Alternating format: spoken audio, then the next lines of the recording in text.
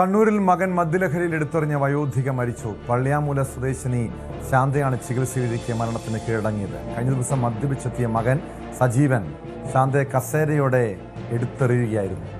ഇയാൾ നിലവിൽ റിമാൻഡിലാണ്. വിവരങ്ങളുമായി സുമേഷ് മോറാഴ ചേരുന്നു കണ്ണൂരിൽ നിന്ന്. സുമേഷ്, ചിലവിന് പണം ചോദിച്ചതിനാണ് സജീവൻ സ്വന്തം അമ്മയെ കസേര ഉൾപ്പെടെ എടുത്ത് പുറത്തേക്ക് എറിഞ്ഞത്.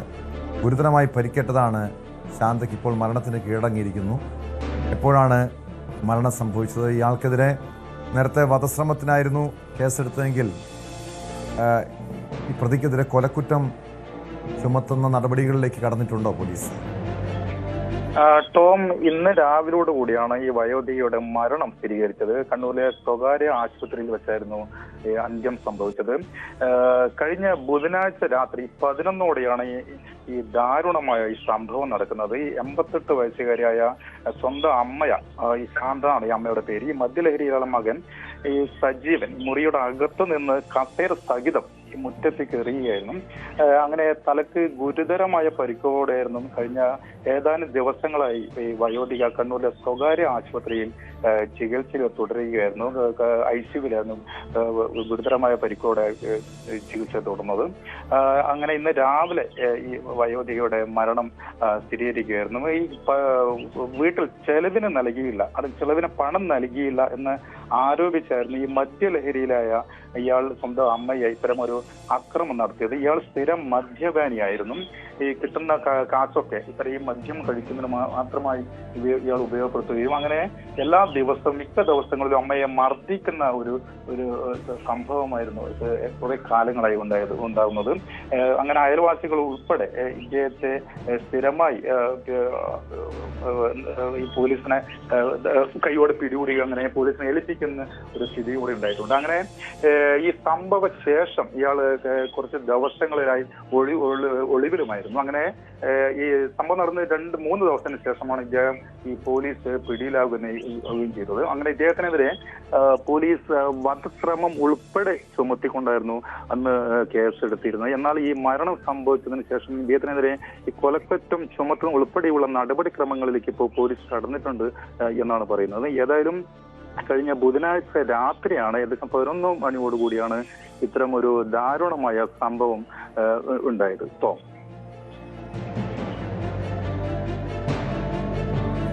സുമേഷ്, ഇയാൾ ഇങ്ങനെ സ്ഥിരം വീട്ടിൽ പ്രശ്നങ്ങൾ ഉണ്ടാക്കുന്ന ആളായിരുന്നു പറയുന്നുണ്ട്.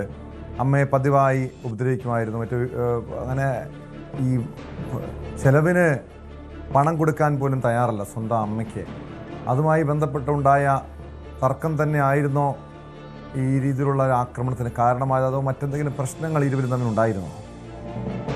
തീർച്ചയായും ഇപ്പം അത് തന്നെയാണ് ഈ ബന്ധുക്കളും അതുപോലെ തന്നെ അയൽവാസികളും പറഞ്ഞത്. അതുപോലെ തന്നെ ഇപ്പൊ പോലീസും പറയുന്നത് അങ്ങനെ തന്നെയാണ്. ഇദ്ദേഹം ഈ സ്ഥിരം മദ്യപാനിയാണ്. അങ്ങനെ മദ്യപിച്ച് ഇയാൾ വീട്ടിലെത്തുന്നു, അസമയത്ത് വീട്ടിലെത്തുന്നു.